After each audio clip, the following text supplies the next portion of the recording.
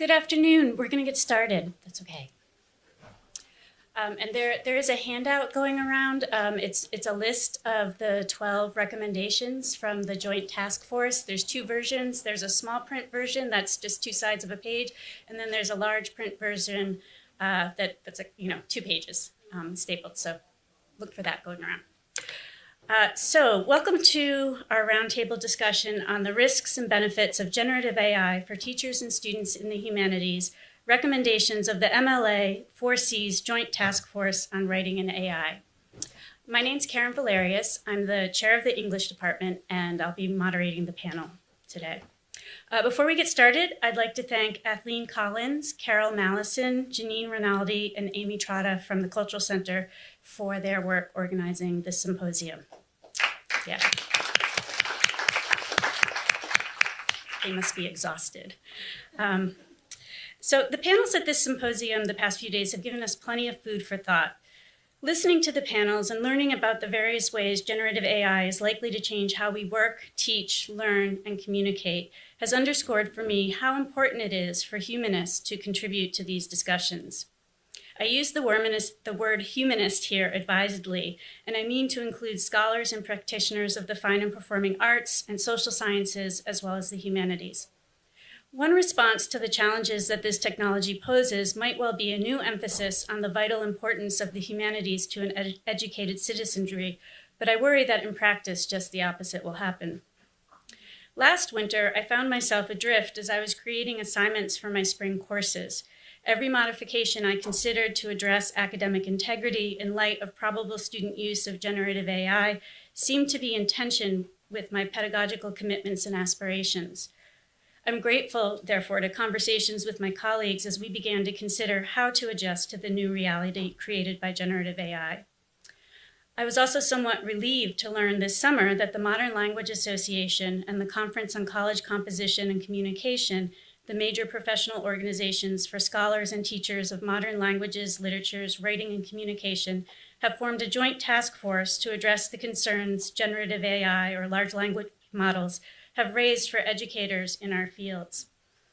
So this roundtable is meant to further the conversation begun by the task force first working paper and provide an opportunity to discuss how the recommendations described there might inform our practice at Hofstra as individuals and as a campus community.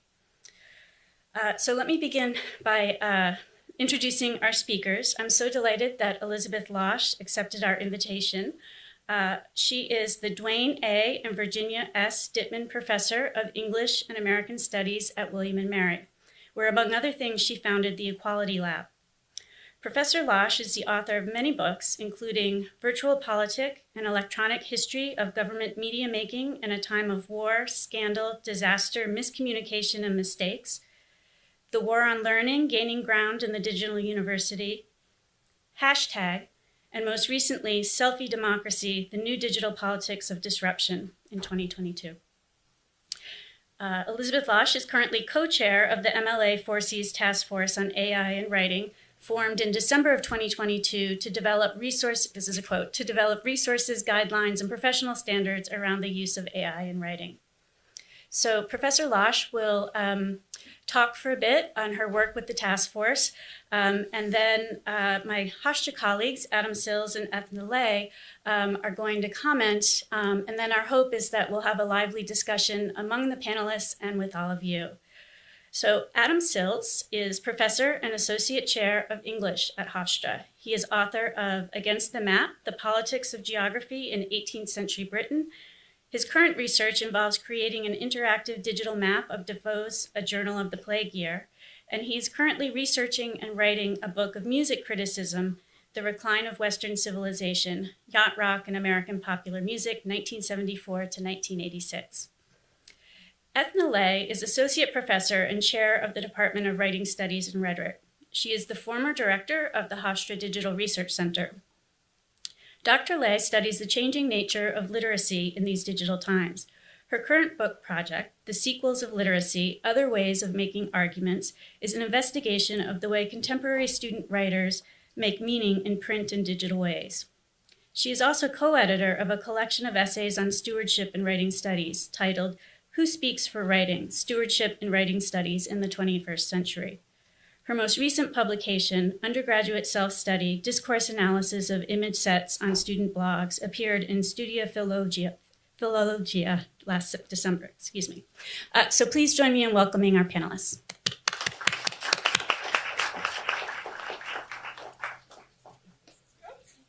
Thank you so much, Karen, for that introduction, and to Adam, Ethna, for being respondents. And thank you, Athaline, Kathy, and everybody on the center's team. It's been really a great experience to be here and to be a listener to these wonderful conversations during these past few days. So my books tend to be pretty provocative, and they're designed to be polemical. But I'm not representing my own work here today. Instead, I'm representing the work of the Joint Task Force on Writing and AI. And I think one thing that we're all conscious of is that as specialists in the digital humanities, electronic literature, computers and writing, digital literacy, and a lot of related fields, we tend to be pretty open to experimentation with new technology, but we're mindful as we solicit input from our memberships and other members of the general public that there are a lot of anxieties out there.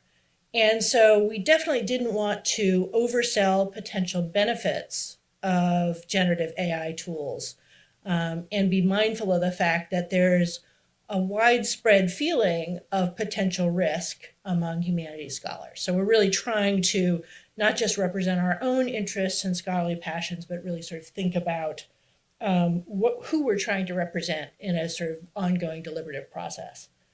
Now, one of the things that we're trying to do in forming these kinds of documents is recognize the fact that these technologies are emerging technologies, and that the kind of various whole of society problems that we're seeing in response to these technologies are complex. And so we're trying to write documents that recognize that uncertainty and flexibility that will be necessary. So for example, having a kind of prohibitive attitude is kind of ridiculous, given the fact that these technologies are going to be integrated into every commercial composing platform that students are likely to use. So it's going to be part of Microsoft Word. It's going to be part of Google Docs. When we did a retreat at Google's New York office, we saw demos. Like, this is going to be part of the standard suite of writing tools that not only students, but everyone will be using. And so in recognition of that uncertainty, we still want to give people some founding documents to facilitate discussion as sort of touchstones where people can feel like they can be part of an ongoing conversation. And so with that goal in mind, we've released the first working paper from the task force. We also released our official comment to the Office of Science and Technology Policy in response to the Biden administration's work on the AI Bill of Rights. We've also been mindful of these listening sessions going on with the US Copyright Office. So we're mindful of the fact that there is a complex regulatory environment. And we're currently working on a second working paper that will be released soon, addressing some of the policy issues, and particularly how under-resourced students might be negatively impacted by well-intentioned policies that might have unanticipated effects on them. So stay tuned, and we're also working on a repository of research sources, which is something that our membership has really wanted. So what are some of the risks that we have to keep in mind? Well, one risk is that students can experience an increased sense of alienation and mistrust if surveillance and detection approaches become the main pedagogical intervention that we use. And we have to think about the larger context of student life in the 21st century and the degree to which students have many experiences of being monitored in everything from learning management systems to their use of mobile devices on campus. And we want to be mindful of the ways that we want to maintain academic integrity while also affirming human dignity and autonomy. We also are worried about the fact that students can face certain kinds of linguistic injustice because LLMs promote uncritical normative reproduction of standard English. And so, English is a wonderfully diverse thing as it is practiced in the United States. And LLMs can, in many ways, restrict that diversity, restrict the modes of expression. And we already know a lot about the ways that particularly students of color feel marginalized in the academy when they use different dialects of English. So we need to be mindful of the fact that this is a homogenizing and normalizing tool in certain ways. And then, of course, you have the problem of students might not see studying writing or language as valuable if machines can mimic this behavior. As we're going to argue later, we need more writing instruction, not less writing instruction as a result of these technologies. But this is a real possibility, and this could have many harmful effects. Now, of course, we're representing people who are instructors.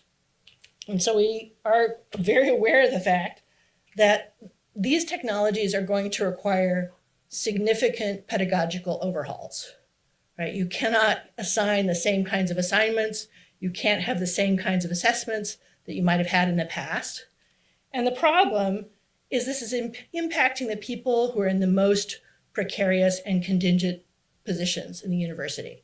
So particularly instructors of written composition and instructors of foreign languages are those who are most impacted by the advent of these technologies. And teachers might lack adequate support and up-to-date training to use and understand LLMs as they relate to their disciplines. And again, as I said before, this is a rapidly changing field.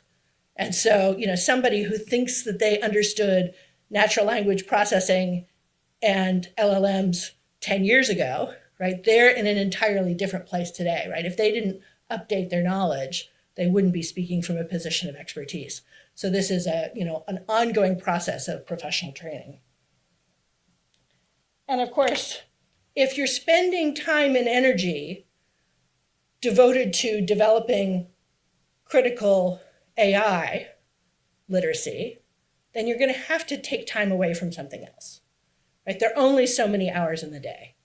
And so we want to be conscious of potential costs and benefits when it comes to the whole of the curricular offerings that we want to be giving and prioritizing. Now, of course, there are also risks to programs and the profession itself, which again, as two professional organizations, we're conscious of representing.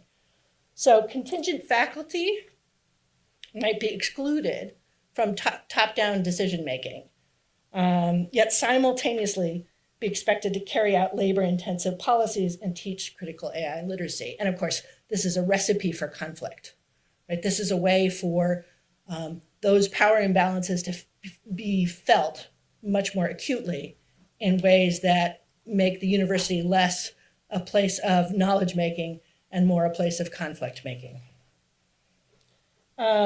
Another risk that we point out is that variation in policies among instructors, departments, and institutions can make it hard for students to anticipate what writing skills and practices will be needed or acceptable in the next class.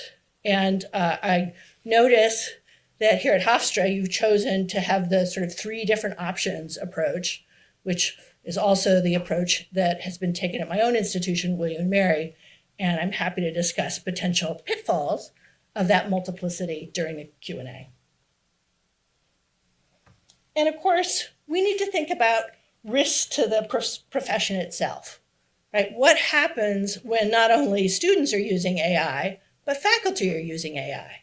What happens when faculty use AI to write recommendation letters, to write scholarly peer reviews, right? For all of these different kinds of activities in the academy, what happens if that infrastructure of legitimation becomes turned over to a kind of black box technology where there might be a lot of implicit bias because it's using data from the past to predict the future in ways that we need to be careful about. Now, as I said before, a lot of the people on the committee are also people who use AI technologies themselves. So we also wanted to say something about positive benefits of AI. So generative AI offers powerful tools that can benefit students, scholars, and other members of the academic community. So for example, these are instructions given to ChatGPT by Matt Miller for working with a large collection of Susan B. Anthony's day books.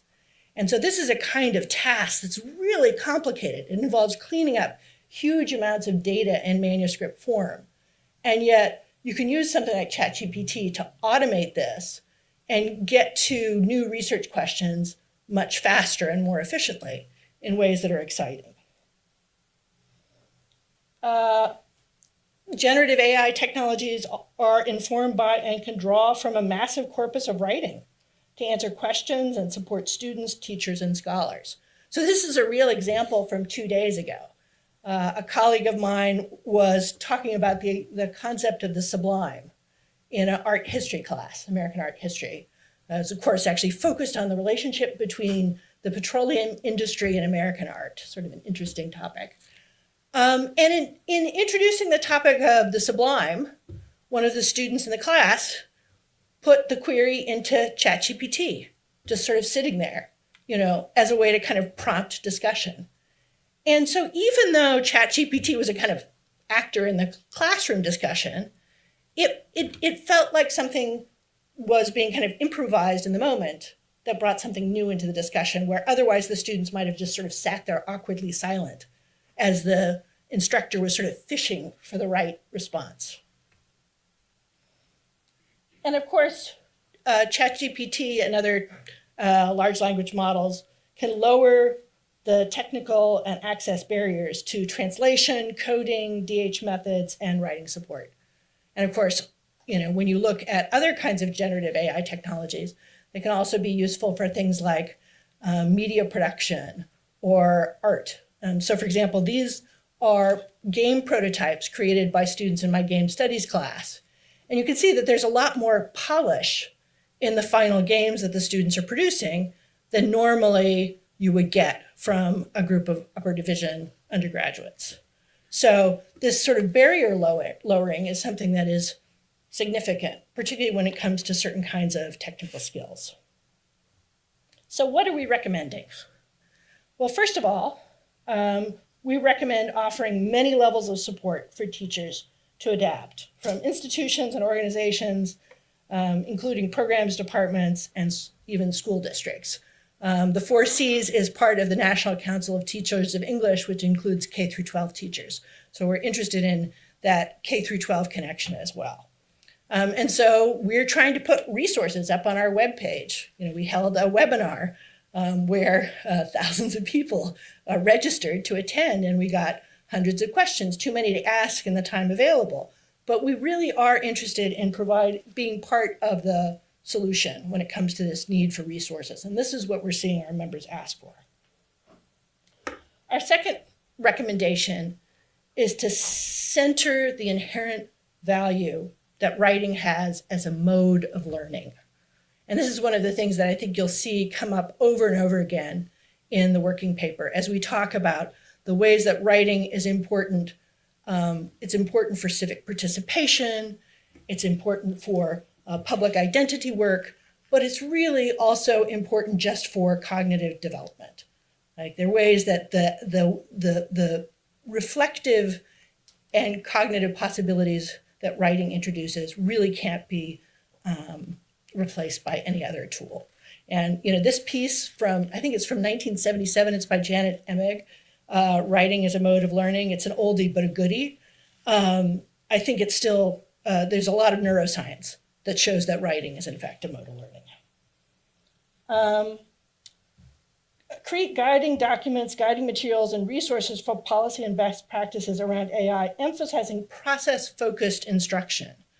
So, and this is actually from Wayne Yang's Comic-Con class. So it's an upper division writing class taught at UC San Diego in the Cultural Art and Technology program. And what you see is reflection, performance, a lot of different modes in the stages of writing being part of that process-oriented approach. It's not so much about crafting a finished product, although these students did have amazing finished products at the end, as much as it is about that kind of collective, social, collaborative experience of iterative approaches to writing, particularly approaches that emphasize purposes and audiences in writing. So students, teachers, and institutions need to understand the ethical, environmental, and labor implications, as well as issues of copyright, data use, and privacy. And we argue that's part of a critical AI literacy curriculum, which we'll come to in a minute. Adopt approaches to academic integrity that support students rather than punish them. Exercise caution about AI text detection tools. So, and this is a case that was covered in the Washington Post involving a false flagging of a student for using generative AI when in fact the student hadn't. So, false accusations can be particularly harmful. And these AI detection tools are, they're not at the level of accuracy that you would want to use for such an important decision-making process. And besides, more affluent students are able to buy subscription services that often can, we have a lot of students here, so I'm telling you this, these resources that can evade the detectors are out there, and students tend to know it, so. Promote an ethic of transparency around any use of AI text. We note that this ethic builds on teaching around source citation. So this is something we already do in the humanities, right? Think about your sources. So this is really part of a continuum of literacy practices, even if it involves a new technology. Formulate policy that educates about AI with faculty input and ongoing revision. There's an upcoming issue of the new journal Critical AI from Duke University Press, and they have this great piece about the AI Bill of Rights for Education. And it's a wonderful piece in that it really draws attention to the importance of faculty governance and the dangers of sort of letting ed tech sometimes dictate the ways that discourse is going to be managed within a learning environment. Use caution about surveillance and conditions of writing for class that are different from writing conditions students will encounter elsewhere. So one of the things we say that we want to do is help students transfer their writing skills to other situations. And so if we create a writing situation of surveillance that's very different from the writing situation, say, in the workplace, we're really setting our students up for failure. Prioritize the development of critical AI literacy in faculty leaders and administrative officials, including the risks, rewards, capacities, and complications of AI tools. And so I know before I was like, Hofstra, bad with this 3 different policies about the use of AI and how it's confusing to students. But I also want to say Hofstra, good for having a symposium that really deals with the kind of complexities and nuances, brings together faculty from many different disciplines, including engineering and business and humanities. This is a really valuable set of conversations. And I really commend your institution for organizing this event. As you might have gathered, I go to a lot of conferences and symposia and academic discussions about AI and writing, and I've really been impressed by the caliber of the discussion. And it's been great to see so many students involved. It's great to see students in the audience asking good questions. So for that, I also commend your institution. Develop critical AI literacy in publishers and editors with attention to scholarly communication, keeping in mind that the humanities, and particularly electronic literature, could lead the way. Right? We have had computationally generated text since the 1950s. Right? This is actually not new. And people in electronic literature have been thinking about these complex issues involving authorship for a long time. So there's actually already a scholarly literature you can draw upon. And there are actually people who have thought about text generation using technology that goes back even longer. And I'm sure that my esteemed colleagues are mindful of this kind of long trajectory of humanities scholarship around the intersections of technology, writing, and authorship. Dedicate time and resources to considering new guidelines for faculty use of AI, recognizing both opportunities for efficiency and new labor attached to educating, evaluating, and supporting learners.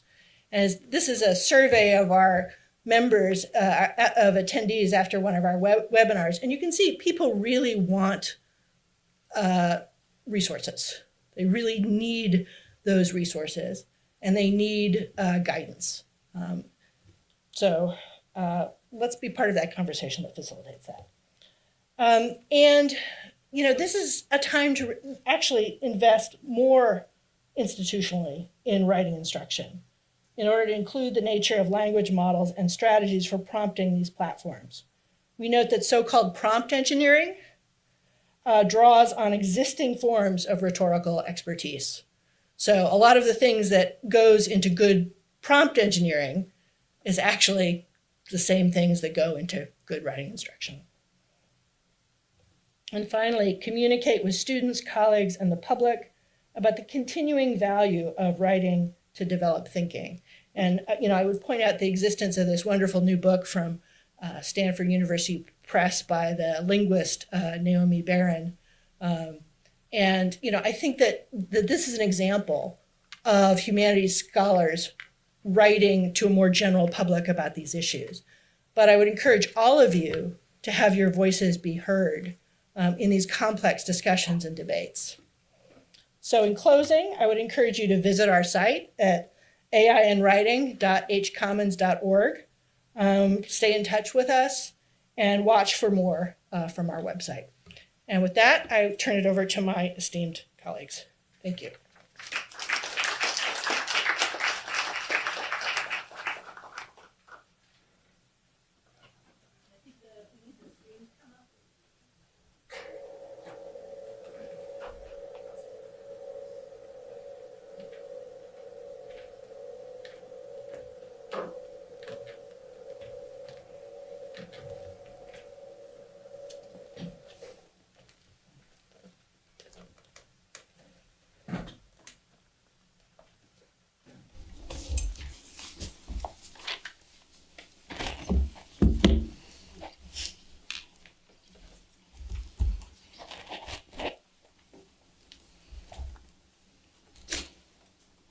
Do you want to go ahead? So can you hear me? Thanks. I just want to say that Dr. Valerius picked Dr. Losh to come, not me, but I'm really happy with the things you just said, especially the support for writing programs. Okay, so I'm going to do a distant reading, so a kind of a machine reading of the text that Dr. Losh just talked about. If I look at the back of it and I look at the number of sources, I find something very interesting. This group, this task force, has devoted equal time to articles that are pro-AI and support AI to sources that are against AI.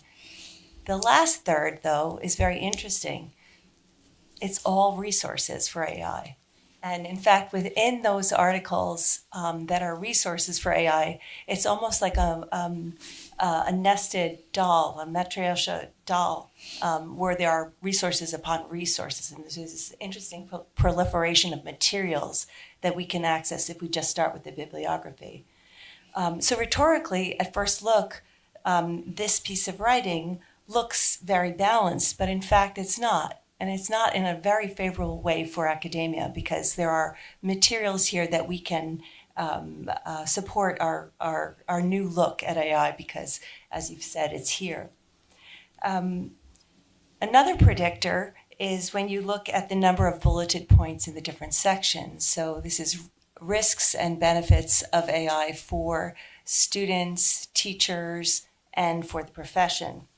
So there are a total of 17 risks, if you're keeping score as I am, 16 benefits, and then 12 recommendations, right? So what does that mean? It looks actually that there are more risks involved than benefits if you're doing a complete, a long arm view of this. But in fact, when you get into the number of words in these areas, it's much more developed in terms of the benefits and then in the recommendations. What does all this mean? Well, this article will tend favorably this working paper tends favorably towards an embrace of AI, and its here-ness, right? Its arrival is well documented. One thing we might think about is the history of writing as a technology itself.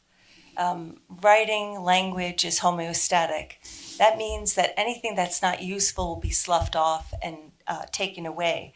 So maybe we're at a point where things that were useful before are no longer useful. And we're moving, it looks like something that might be more expedient. Well, if I use a box of cake mix to make a cake, have I not made a cake that's consumable? Is there something about that cake that is less desirable or less acceptable? There's something missing though.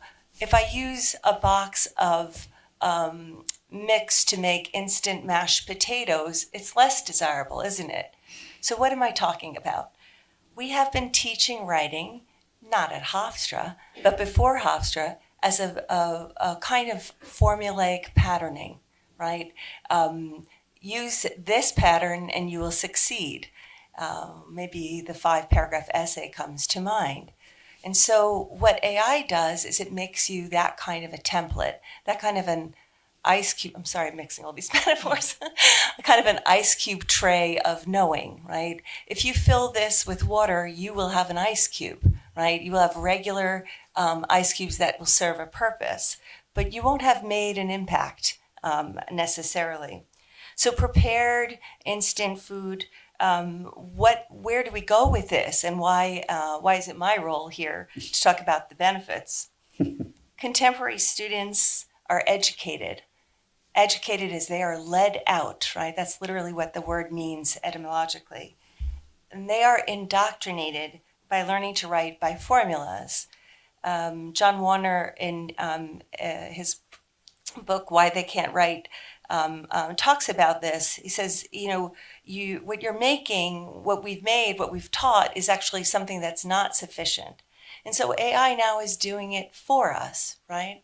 So one of the things we could think about with these recommendations is that the thing that our students are preparing is not actual writing, and that now we are actually starting in a new place. Peter Drucker, who's the father of American management, talks about this kind of writing as the zero draft, right? The thing that precedes everything else you do. But someone in management is quite willing to return to the process and re-engage with the text. That's what we need to be teaching, right? That kind of that iterative notion of returning and all of the revising strategies that come with it. So the recommendations here that we've just heard should always be followed with respect to good writing, with good writing praxis and good instructional writing support. And I also take your point also that the teaching of writing is usually relegated to graduate students at some institutions and contingent faculty. So we need to support them as we've already talked about. The last thing I want to talk about is an expansion of the benefits section. I think that the old adage to meet students where they are is really crucial here. This is happening, and students are now in a new place. So on the game board of literacy, they're on a different position. And so we have to start from their orientation, from their point of view, that this is what they're working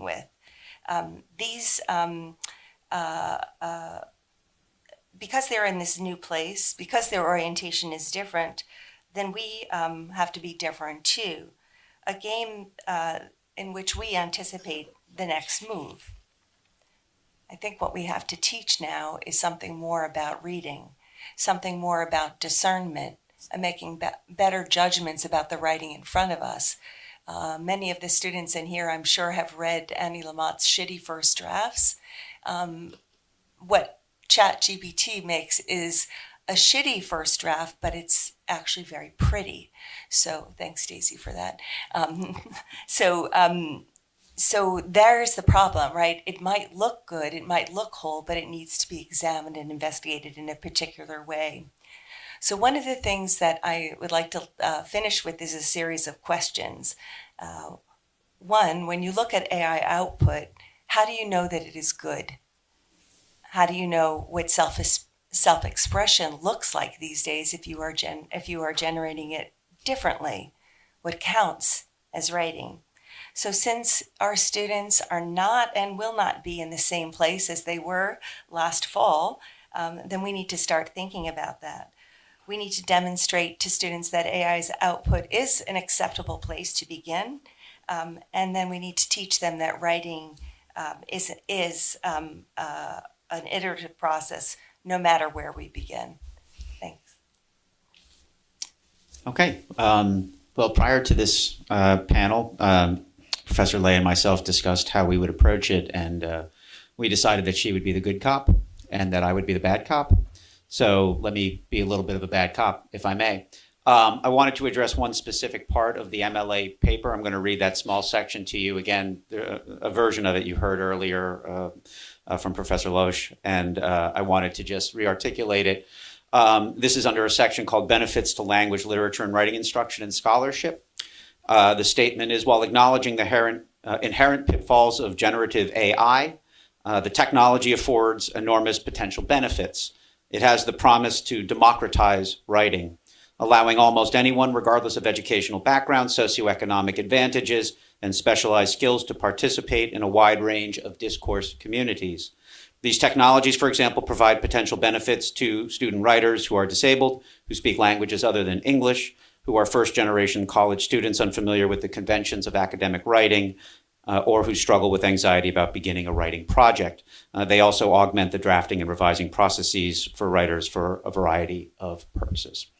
I guess the question that I want to ask today is the nature of that promise. I find, frankly, statements about technology and democratization to be sort of fallacious on their face.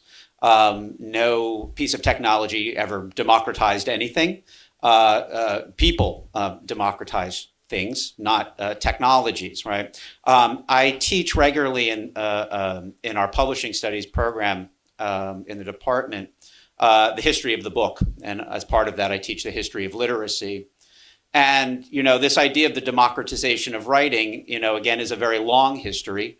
Writing used to be the property of very select and elite members of the community, again, men, right, of a certain race or ethnicity. Over time, writing has managed to become democratized, so the democratization of writing is a thing. I teach, in fact, Puritan New England in the 17th century, when young young boys, were taught to write and read, but young women were not taught how to write. They were taught how to read, and then at a certain point, that was the end of their instruction in literacy. This obviously changed over time. The technology of writing was expanded to include the teaching of writing to girls and women.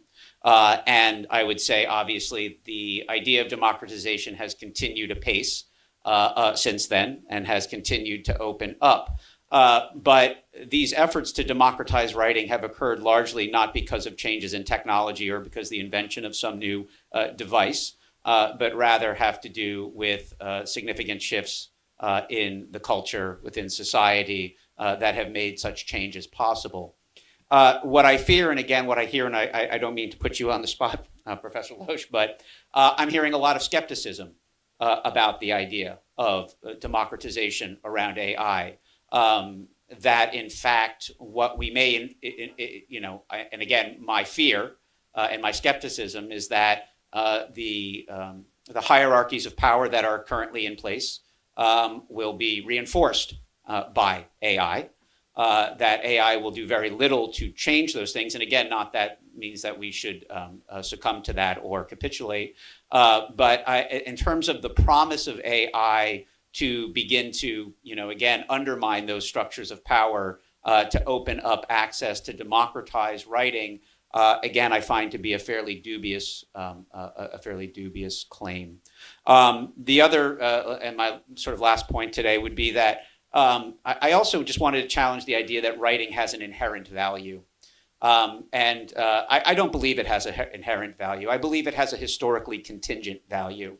Writing is important insofar as the society and culture in which it is being practiced values it, right? And I am not sure, frankly, about the value of writing in a world in which AI is the dominant technology. And again, if I may be a doomsayer, which is sort of my assigned job today, I would like to suggest that, to me, AI signals a devaluation of writing societally. That in fact, that not that writing dies, writing goes away, writing will still obviously be with us, but that its meaning is perhaps changed irrevocably from what it once had been, that it is no longer perhaps the dominant mode of thinking or learning, that writing, again, if it is to be automated, to me signifies that its value has changed dramatically. And I say this as somebody who teaches writing as well. So I will leave it off there. Thank you.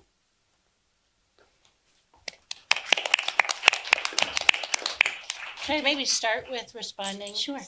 Please. So, I've written a lot of books about technology and democracy, Yes. most of which are pretty skeptical about that connection. I know. And,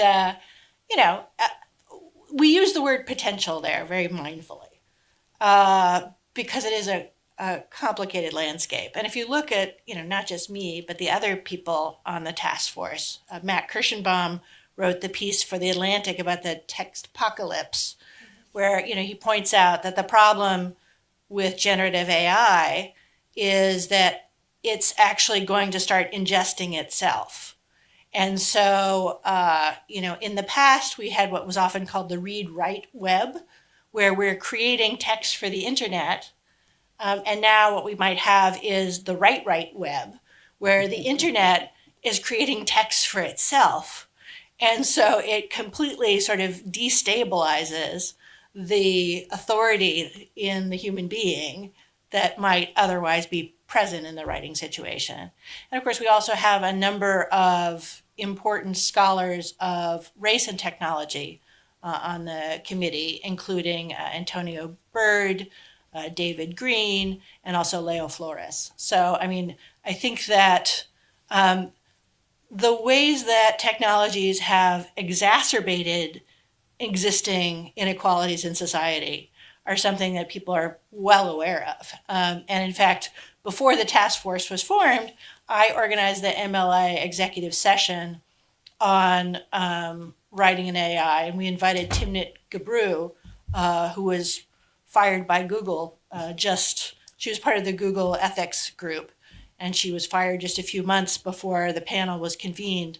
And she's one of the co-authors of the Stochastic Parrots article, which I would recommend people read about how AI amplifies bias and how there needs to be accountability around AI sources. And it's funny because, of course, this week, a lot of my friends are finding out that their books have helped train ChatGPT. So I would recommend any academic to go to that website on The Atlantic to sort of see if it looks like your book was part of ChatGPT's training data, because it's certainly interesting to see. Thankfully, even though MIT publishes open access, it looks like So if you publish with Oxford University Press, maybe watch out. It seems like there are some presses that are getting feeding more into ChatGPT than others. Going back to this question of devaluing writing, though, I think it is complicated. I think of the work of Esther Hargitay, who did some very influential work now almost 2 decades ago about text messaging. And, there's this general assumed, construct around text messaging that it's a degraded form of communication. And that, it's full of emojis, it's full of acronyms, it's full of misspellings. And that when Hargitay actually studied text messaging, she discovered that there was a high degree of interest in revising text messages among young people who use text messaging. That because of the kind of absence of their own presence in the communication situation, they really didn't want to look stupid by communicating in ways that seemed to undermine their ethos. And so there was actually a lot of sort of investment in even what would seem to be a kind of degraded writing situation. So I would argue that the more that we communicate through text in our society, which we're actually communicating more through text rather than less through text now, the more text actually matters. And, there are a lot of complexities to that. I mean, I am very grateful for spell check because I can't spell the word obsolescence to save my life. And as a scholar of writing and technology, like obsolescence, that's a word you really use. But I can't spell it. But nobody needs to know that, although I guess now all of you know it. Nobody needs to know that when they read my writing. Right? That's a piece of information they don't need to know, that I have this strange block around knowing how to spell this word correctly. And so I do feel like there's a continuum of assistive technologies. And I think that's always been part of, the ways that writing functions. And that there are ways that we can think about this through the lens of assistive technology that can speak to certain issues about equity and inclusion. But I think to jump straight to, it's definitely going to democratize, especially when, these Silicon Valley companies are not good actors in supporting democracy. And we have an interesting situation right now where these companies are saying, oh, help, regulate us, please. We don't want to do anything wrong.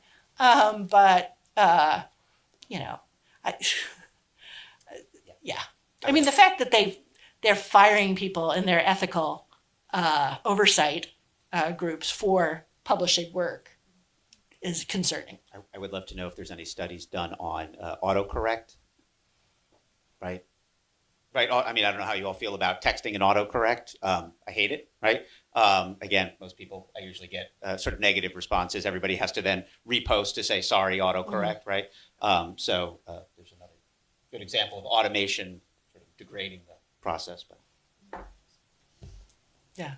But you make, I'm not going to say that technology is necessarily democratizing, but I will say that it is important to know that technology plays a role in power relations. Sure. And that if we just pretend that these technologies are not part of new writing situations, we're also ignoring something fundamental about power relations.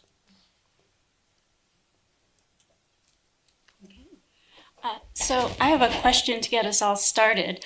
And this has to do with pedagogy and classroom practice.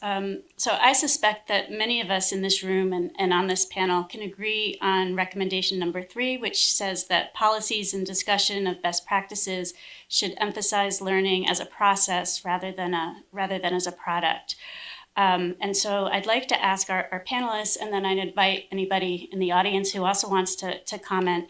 What does this look like for each of you? You want to start?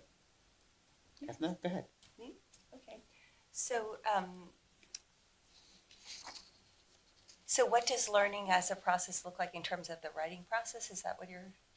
Well, in terms of pedagogy in your classroom, best practices, like how do you put that into practice? So I like to point out to my students that most of the time that writing will win, right? You're going to impact more people with your writing than you will with your voice or your actions. And so the documenting in the written form is probably the most durable representation of yourself. Even with phones, the word means sound, and we do more writing on our phone than we do speaking, right? There's just one small indicator. So for me, the process happens in tracking the way that students write on their blogs over the course of a semester. So there is a return to many strategies for revising and for remaking and representing and representing those ideas, and then reaching out, of course, to people for their comments. If you have time, I can just say that the comments to this working paper on the blog, I think they were closed in July, are fascinating to read about that process of the way that this working paper was formed. So I can recommend that. That was part of my distant reading as well. And can I toss this to Liz, because I was just wondering how, in the process of drafting this document. Oh, it was really interesting. Yeah. What did that look like? Because there's so many really interesting, smart, maybe stubborn people that you had to work with. It's a very heterogeneous group. And it's about to get more heterogeneous because we just got a National Endowment for the Humanities Chairs grant to work to include more people who are representing the language departments, so the teachers of foreign languages, which I think was an initial weakness of the first iteration of the task force. And we're also including more librarians and archivists, recognizing this question of information integrity being a kind of whole of society problem, right? How do we include people who have a deep knowledge of the theories and practices that go along with preserving, annotating, and documenting sources. It's about to get even more heterogeneous. But basically, we used a lot of different technologies in the writing process. So we used Zoom. We had regular Zoom meetings. We used Google Docs as we worked along. But we also found ourselves, it was important to kind of meet in person and sometimes, print things out and then scribble on the document. And, there was a lot of just talking through, everything that happens at our writing center, where people are, verbalizing as they're trying to figure out how to create a coherent document from a wide variety of perspectives. So I will say that it was, as somebody who's written a bunch of books, in some ways it's a lot more challenging to work on something like this than to write, a book-length argument like hashtag, So it was definitely an interesting process to work on. And what's amazing is that people are really willing to give their time to this project. Like, people on this committee are spending, upwards of 10 hours a week, working on materials connected to this initiative, which, for already overcommitted college professors and also adjunct faculty, because we do have people who teach at 2-year institutions as part of the task force as well. So I just want to make sure I understand the question. Sure. Okay, thank you. Okay. Yeah. Best practices should emphasize learning as a process rather than a product, rather than consumption. I don't integrate AI into my classroom, right? If that's part of the question here, but I don't know any other way other than to teach writing as process. If that, again, if I understand the question correctly, that, no matter what class I'm teaching, I'm always teaching writing, and I'm always teaching it again as a process, beginning with the drafting of topics and thesis statements, developing arguments. Again, by the time they arrive at a final product, we've usually been through a kind of multi-stage process to get us to that final product. I'm not sure, again, and have not thought through the implications of integrating AI into the processes I'm already endeavoring to teach and that have taught, again, on a fairly consistent basis. And I mean, for me, process, I mean, as a recovering writing program administrator, process is really important pedagogically because it can be really inaccessible to students if you ask them to produce something without any sense of how you get between their starting point and that, polished, finished academic argument. The term process-oriented writing, really goes back to the 70s and the work of Peter Elbow and a bunch of other people in composition studies. There's a famous study, I think done in the 80s by Nancy Summers, about how the most common piece of feedback that faculty wrote on student writing was 3 letters, AWK, meaning awkward, right? And so students would look at this and it's like, awkward how? Like, what do I do with this feedback? Because it's not about anything you can do. It's not about a process. It's a sort of judgment on the product. And so, when you're trying to help writers work on things like invention or revision or reflection, that process-oriented mindset is really important for people to have any kind of sense of their own capacity and agency in order to improve their expressive capabilities. And I do think that you can use ChatGPT for all kinds of different invention exercises, all different kinds of revision exercises, and all different kinds of reflection exercises, while still being critical of some of the underlying assumptions that can go into an uncritical use of generative AI. Oh, no, I was just going to say, I'm looking out at Colin, and last semester we, in my technical writing class, I asked the students to interview a peer and make a letter of recommendation for them to give them that experience of that professional document making.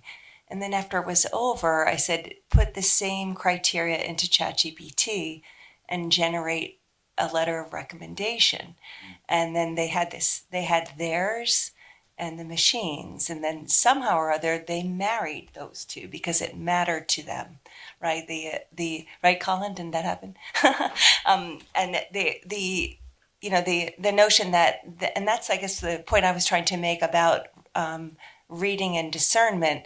The machine will make you something, but is it good enough, right? Is it going to do the job you want it to do? Which is, I think, what you're talking about too, Liz. Thanks. As a follow-up, this is a sort of different approach to the question, but Liz, if you don't mind, I wanted to ask you about the Equality Lab. Sure. And I'll just quickly read a description of it from William & Mary's website.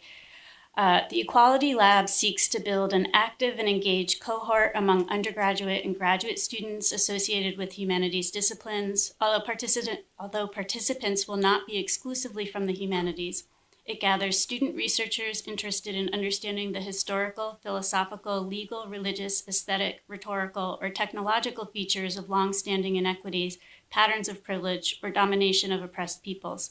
It creates a space to ask big questions about how equality has been defined in different places at different times in history, and study how equality and inequality can be represented in scholarly works by mapping, digging, and tracing the available data from digital corpora and archives.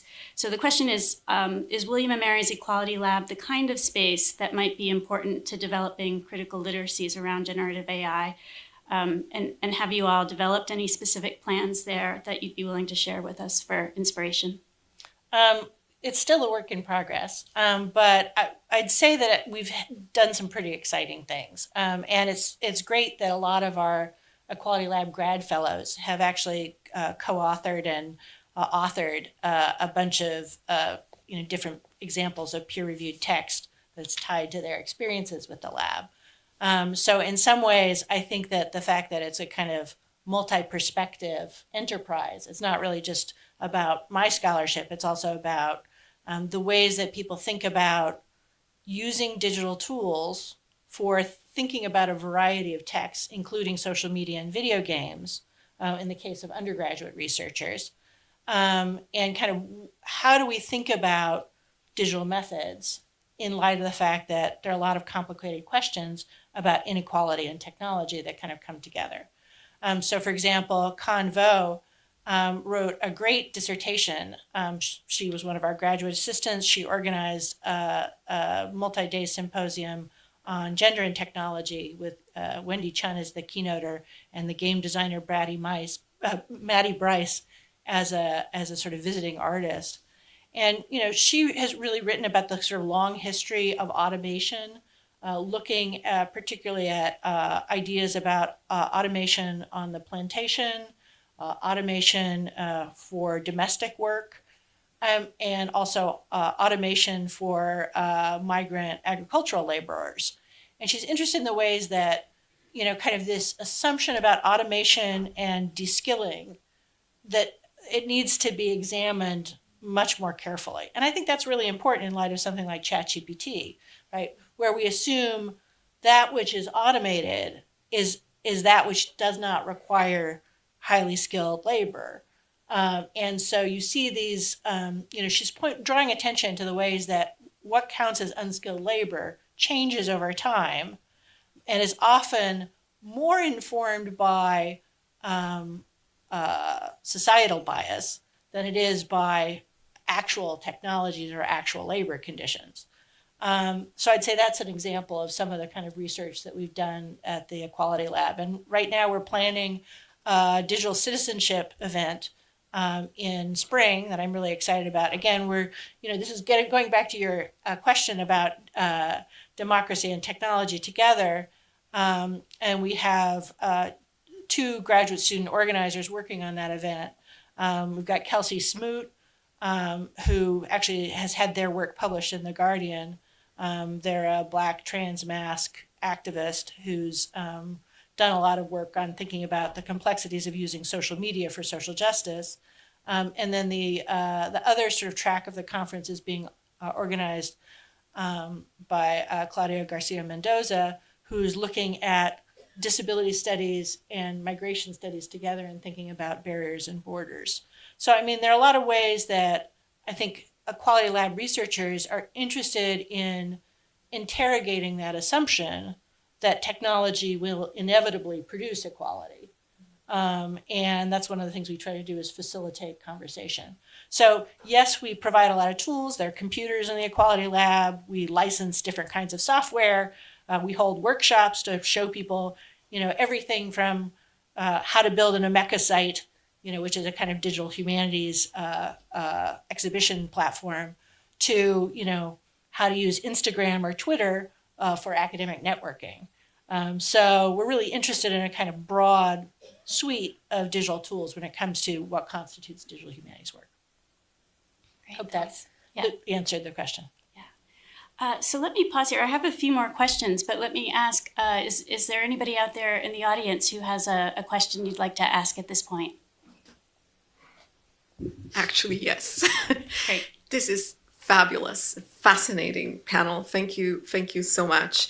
So at the end of and I think we're sort of approaching the end of the symposium, I am realizing that I no longer know what writing is.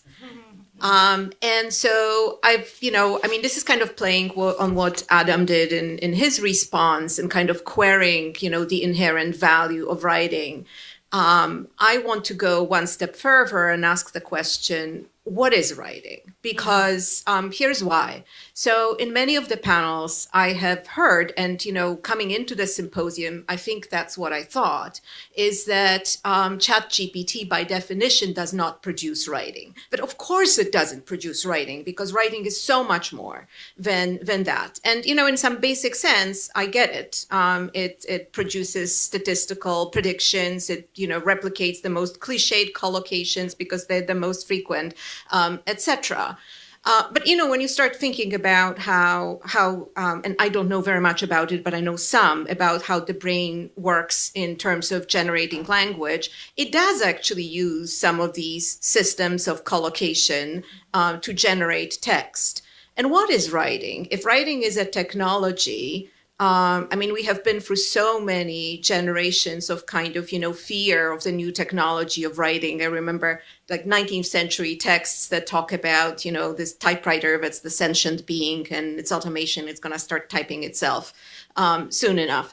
But I think I'm raising actually a serious question because this opposition strikes me as too cast in stone and too fundamental. Maybe there is some kind of writing that actually is quite like ChatGPT, and there are other kinds of writing, creative writing. What is the connection between writing and the brain? What is the connection between writing and a sentient human being? What is the connection to it and, cogitation? Is it a process or is it a creation? I mean, I think these are pretty fundamental questions that are emerging for me. Thank you. Yeah, I mean, you make an interesting point about creativity, the relationship between creativity and composition. And it's funny because in doing studies of how college professors evaluate ChatGPT generated material, it is the creative writing professors who are actually the toughest on ChatGPT produced text. And that, if you ask ChatGPT, to write, an essay on Samuel Johnston, they'll be. It's much more likely that essay will be met with approval than asking ChatGPT to write a poem. So it's interesting that we see this sort of division around faculty responses to it. I mean, I'm old enough that, I went to grad school at UC Irvine at the height of deconstruction and studied with Derrida and Lyotard because that was the thing you did, in the late 80s, mid to mid 90s. And, this question, what is writing, was really sort of central to that whole post-structural turn.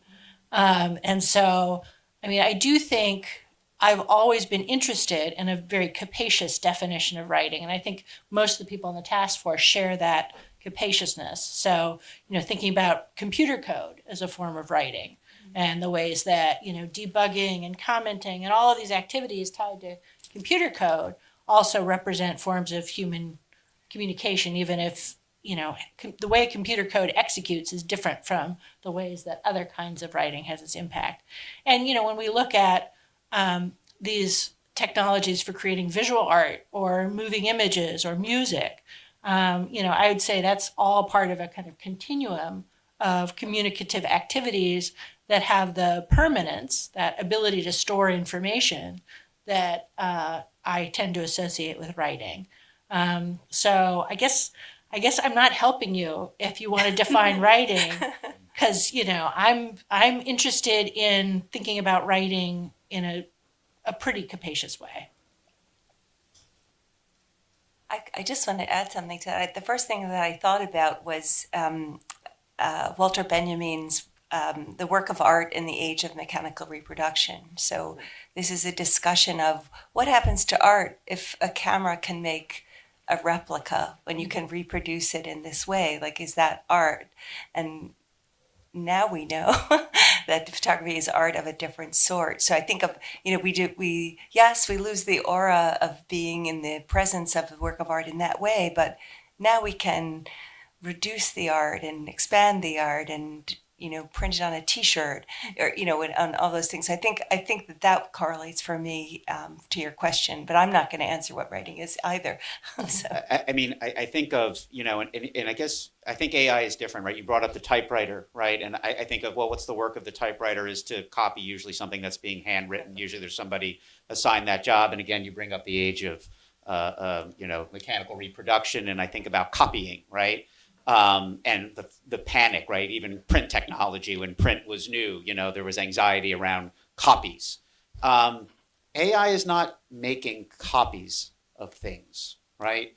The algorithm is generating something that did not exist previously, right? So I just wanted to suggest that to me there's a difference, right? The anxiety around copying is one thing, but to put AI categorically in the same in the same category, right? As those other forms of technologies that have been able to copy things.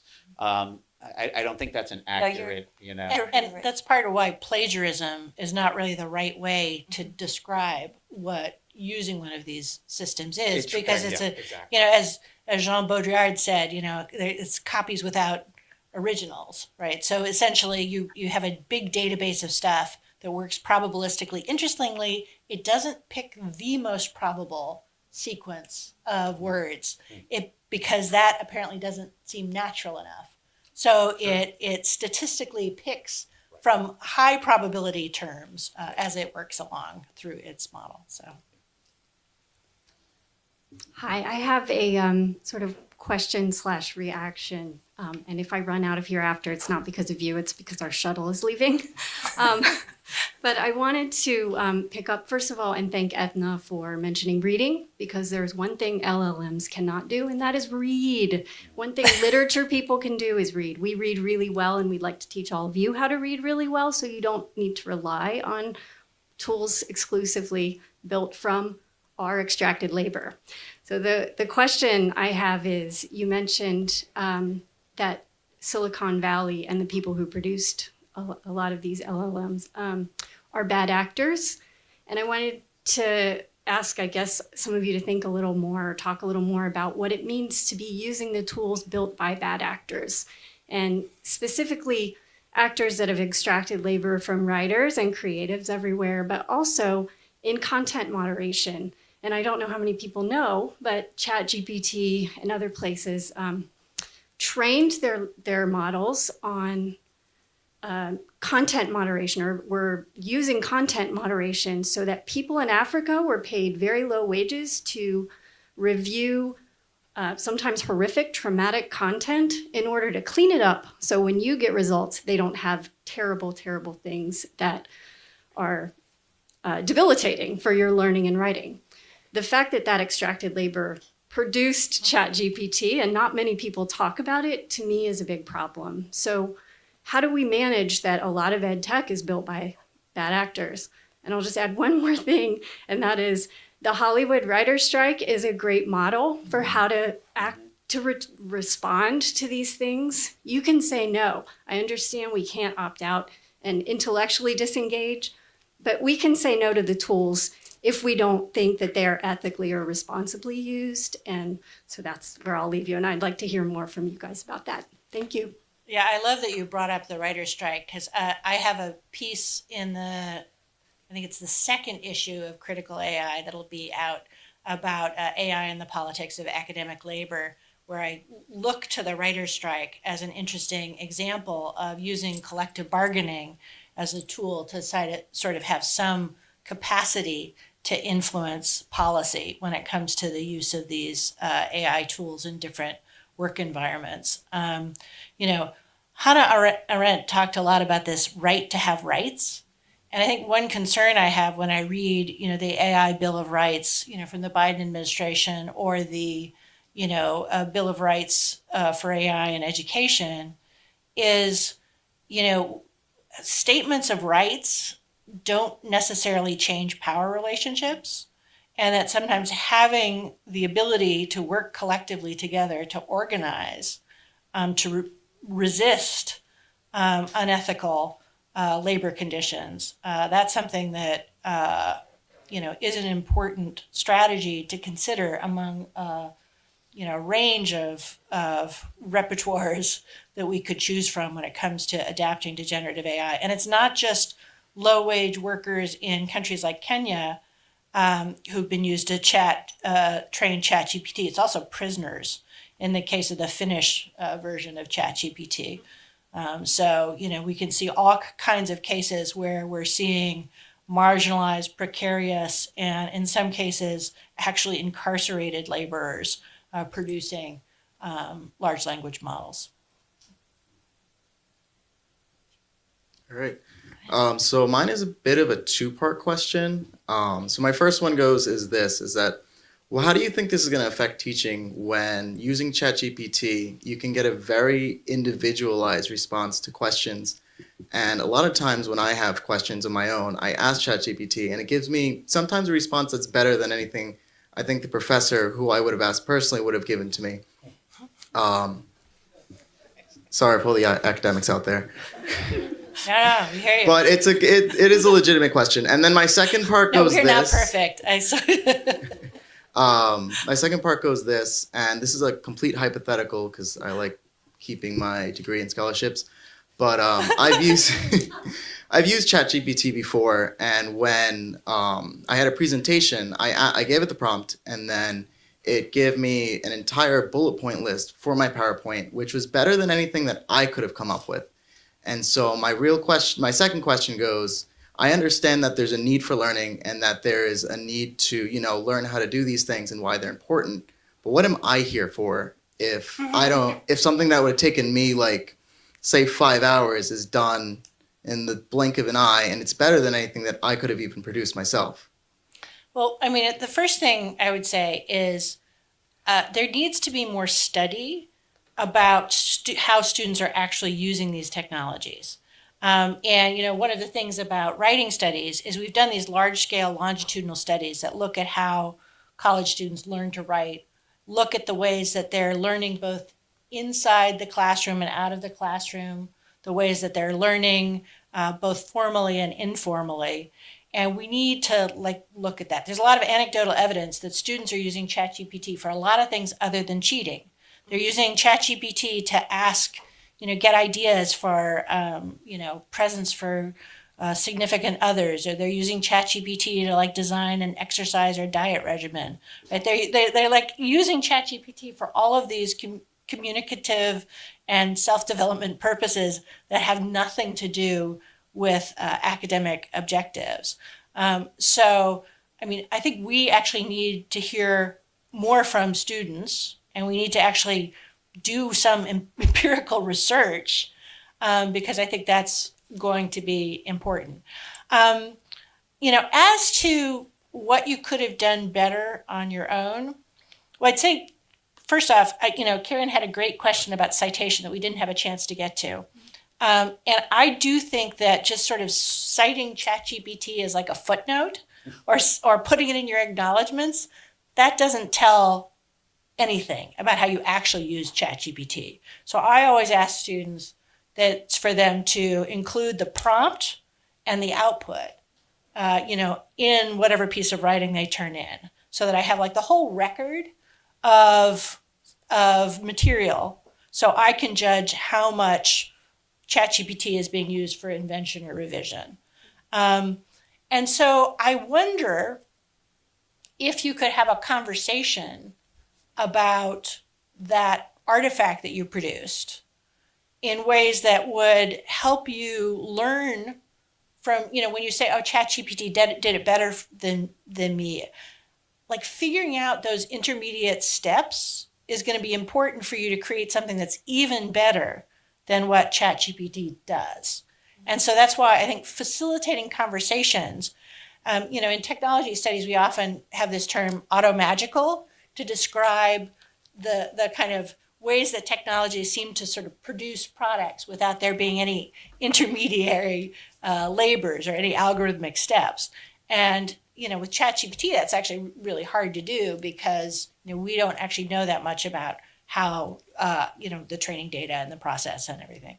But I would encourage you to participate in conversations with faculty about these technologies. And I know why students have a strong sense of risk around those conversations. But I think that ultimately you can do even better with adding your human labor to something like ChatGPT than just letting it do it on its own. Yeah, I have to second that. It's so interesting. You said that it came out with something better than what I could have done, maybe in your first pass. Mm-hmm. But as you reread it and assess it again, then you probably could infuse it with all of your humanity, which will just change it, So accept it as proficient and passing, but is it excellent? You're excellent, If I can add to that, Please. To be the bad cop, ChatGPT is only going to get better. Yeah, that's true. That is just true. right? So you're saying right now, it's already pretty better than good. what my professor had, and that technology is going to get even better on further iterations. So Which is part of why I'm like, yeah, you can design ChatGPT resistant assignments, but you can't really design ChatGPT proof ones. Yeah. What I think you can do though is design assignments that have real world purposes and real world audiences, because you're going to care about those kinds of writing more than you care about things that don't seem to have real stakes when it comes to who you're talking to or what you want to achieve. Yeah, and I take your point, Adam, that the ChatGPT is only going to get better, but the Hofstra graduate is going to get better too. Yeah. In terms of their ability to make things and to write things. Hi, so I'm a student in the business school, and when I came in, I used to really struggle with writing, especially creative writing, right? So we're told that generative AI, by nature, is better at generating more ideas and options than humans. But as we've touched upon, AI is but a tool. It's only as useful as its user. For example, you've got the image generator DALL-E, right? It's like asking it to come up with an image versus asking it to draw the Mona Lisa in the style of Salvador Dali, right? So, it's different than asking ChatGPT to, write X amount of words in the style of some author versus, asking AI to rewrite Harry Potter in the style of Shakespeare. I'd imagine it sounds something like Hamlet, but anyways. One of my favorite quotes from this panel was, "It's a shitty first draft, but a pretty first draft," right? So like you immediately know that there's a lot there, but it's missing the human element, as you've touched upon. How would you advise students, harness the power of AI sort of in a way that is beneficial to them rather than just, falling into the pitfalls of, oh, I just need words to fill this essay minimum requirement, like 20 pages.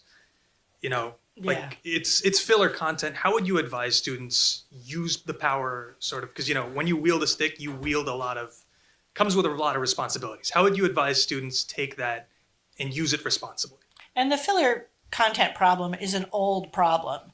Les Perelman at MIT discovered, not very surprisingly, that just using 5-paragraph essays, regardless of how much dreck was in the 5-paragraph essay, like you were much more likely to succeed on standardized written tests than people who didn't use those essays. And he would often sort of humorously judge. He'd just look at the shape of the paragraphs and how long the essay was, and he would like say what grade he thought it would get, and he'd like invariably nail the grade just looking at kind of the filler and the shape of the filler.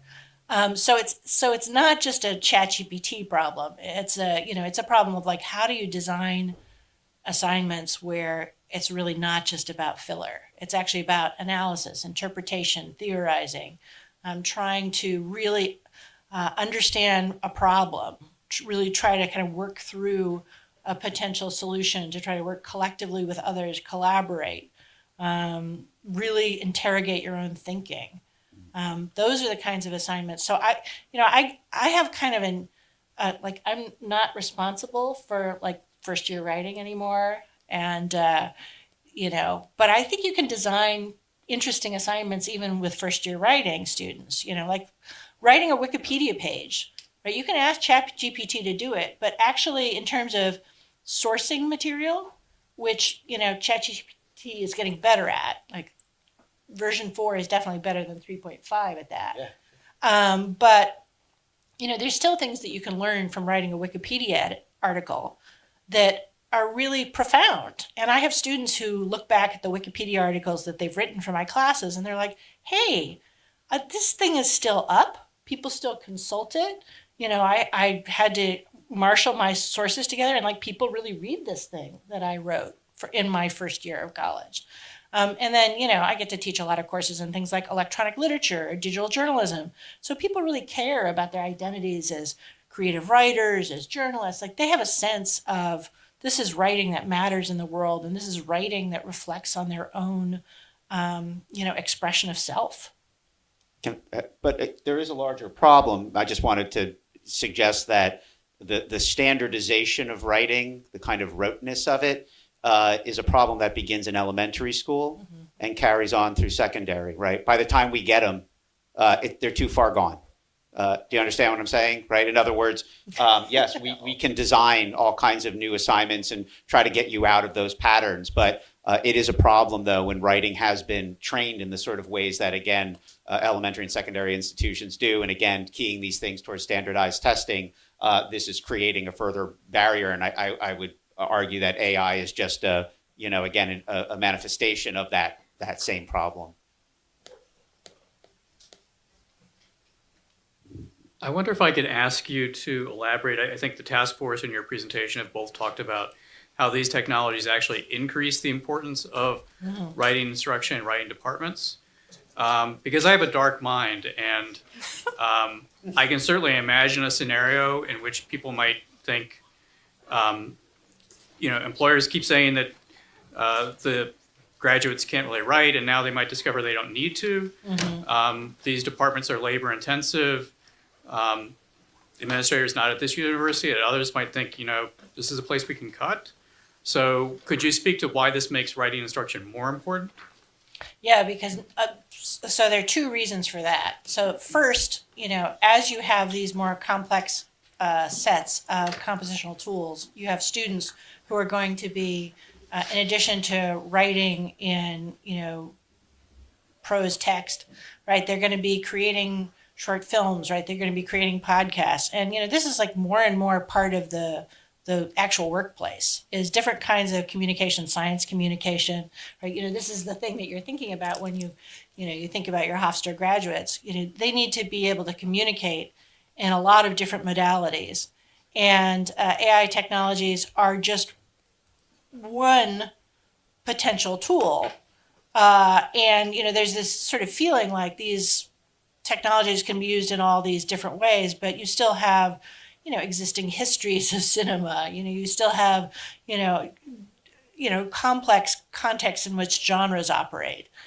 So there's still a lot of work to be done. And then you have this new literacy piece, which is like critical AI literacy is more than just digital literacy, because understanding how large language models are trained and the conditions under which they're trained and the ways that they complicate questions around intellectual property and labor, like those are all topics that need to be part of undergraduate instruction, right? The tools I use in my life, I want to understand their ethical impacts, right? When I drive a car, I want to know something about climate change, and I want to understand how my driving a car contributes to climate change. And when I use ChatGPT, I want to understand the ethical context in which that use of a particular tool takes place. And so I think that, writing instruction, when it's informed by, the rhetorical understanding and historical understanding and all of these other things, is going to become more important, not less important.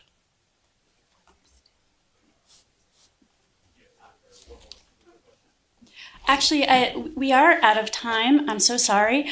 But I did want to ask my colleague, Ethna, this is a great segue to tell us about the Writing Matters series that you... Oh, yeah. So this semester, Colin, we'll talk to you at the end, right? We'll talk. The Writing Matters is a series of writing workshops by Hofstra faculty for students. And this year we have 18 workshops in play, and they're... I don't know, what do you want me to tell them? Just look for, you can find the schedule online, and please come and check out some of those sessions. Please join me in thanking our panelists.